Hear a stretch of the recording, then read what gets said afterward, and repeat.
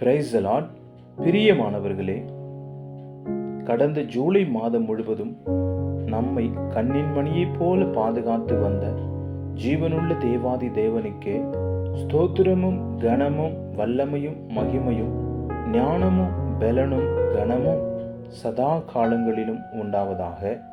இன்றைய நாளுக்கான வேதாகம பகுதி மத்தேயு 5ஆம் அதிகாரம் 14ஆம் வசனம். நீங்கள் உலகத்துக்கு வெளிச்சமாயிருக்கிறீர்கள்.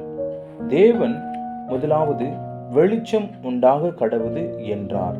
வெளிச்சம் உண்டாயிற்று. ஆதியாகமம் 1ஆம் அதிகாரம் 3ஆம் வசனம். பிரியமானவர்களே, தேவன் தம்முடைய 6 நாள் சிருஷ்டிப்பில் செய்த முதல் செயலாக வேதாகமத்தில் பதிவு செய்யப்பட்டிருப்பது இருள் நிறைந்த உலகில் வெளிச்சத்தை கொண்டு வந்ததே ஆகும். எனவே நித்திய ஆக்கினைக்கு பாத்திரராயிருக்கும் ஆத்துமாக்களை ரட்சிப்பதற்காக தேவனுடைய வெளிச்சத்தை இந்த இருள் நிறைந்த உலகிற்கு கொண்டு வருவதே நம்முடைய முதல் செயலாக அல்லது சேவையாக இருக்க வேண்டும். தேவ வசனத்தில் இருள் என்பது பொதுவாக பாவத்துக்கும் தீமைக்கும் ஒப்பிடப்பட்டிருக்கையில் வெளிச்சம் என்பது பரிசுத்தத்தை குறிக்கிறது.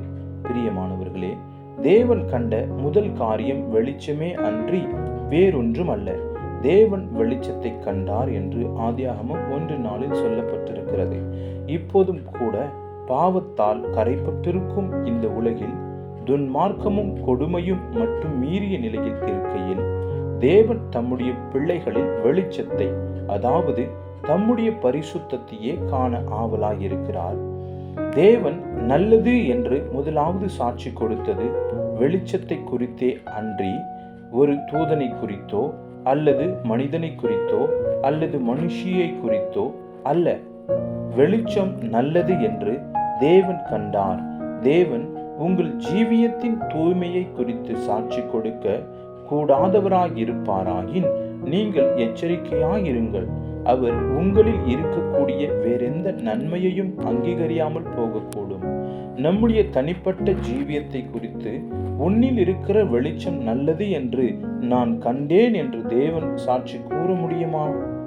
தேவன் முதலாவது பேரிட்டது வானத்துக்கோ பூமிக்கோ ஜலத்துக்கோ இருளுக்கோ அல்ல. அவர் முதலாவது வெளிச்சத்துக்கே பேரிட்டார். தேவன் வெளிச்சத்துக்கு பகல் என்று பெயரிட்டார். தேவன் தம்முடைய பரிசுத்த நாமத்தை அல்லது தம்முடைய புதிய நாமத்தை நமக்கு தரிப்பித்து பாக்கியவானும் பரிசுத்தவானும் என்று நம்மை அழைக்க வேண்டுமாயின் மெய்யான ஆசீர்வாதம் அல்லது பாக்கியம் என்பது பரிசுத்தமே என்பதை நாம் உணர்ந்து கொள்ள வேண்டும். ஆகவேதான் அவர் நம்மை பரிசுத்த அழைப்பினால் அழைத்திருக்கிறார். அது மெய்யாகவே ஆசீர்வதிக்கப்பட்டதோர் அழைப்பாகும். பிரியமான சகோதரர்களே, நீங்கள் ஒவ்வொருவரும் தெய்வீக குணாதிசயத்தில் வளர்ந்து வரும்போது பரிசுத்தமே தேவன் உங்களில் காணும் முதல் காரியமாய் இருக்கட்டும்.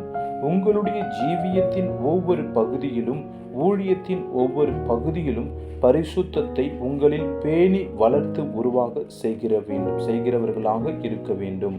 பிரியமானவர்களே, ஆண்டவராகிய தேவன் இப்பொழுதும் கூட சொல்லுகிறார், நான் பரிசுத்தராயிருக்கிறது போல நீங்களும் உங்கள் நடக்கைகள் எல்லாவற்றிலும் பரிசுத்தராயிருங்கள் என்று சொல்லுகிறார். அது மட்டுமல்ல, வேதத்தின் கடைசி புஸ்தகமாகிய வெளிப்படுத்தின விசேஷம் 22ஆம் அதிகாரம் 11ஆம் வசனத்தில் அநியாயம் செய்கிறவன் இன்னும் அநியாயம் செய்யட்டும், அசுத்தமாய் இருக்கிறவன் இன்னும் அசுத்தமாய் இருக்கட்டும், நீதி உள்ளவன் இன்னும் நீதி செய்யட்டும், பரிசுத்தமுள்ளவன் இன்னும் பரிசுத்தமாகட்டும் என்று சொல்லி இருக்கிறார். ஆகவே சகோதரனே, சகோதரிகளே, பிரியமான தேவனுடைய ஜனங்களே, உங்களுடைய வாழ்க்கையிலே நீங்கள் செய்கிற எல்லா காரியங்களிலும் தேவனுக்கு ஏற்ற ஒரு பரிசுத்தத்தை நீங்கள் விளங்க செய்கிறவர்களாக இருக்க வேண்டும். உங்கள் நடக்கைகளில் மிகவும் தேவனுடைய பரிசுத்தம் விளங்கும்படியால் நானும் உங்களுக்காக ஜெபித்துக் கொள்கிறேன். கர்த்தர் உங்களை ஆசீர்வதிப்பாராக. பரிசுத்தமானவர்களாய் இருங்கள், பரிசுத்தத்தோடு இருங்கள். பரிசுத்த தேவன் உங்களை சகல பரிசுத்தத்தோடும் வழி நடத்துவாராக. ஆமேன், ஆமேன்.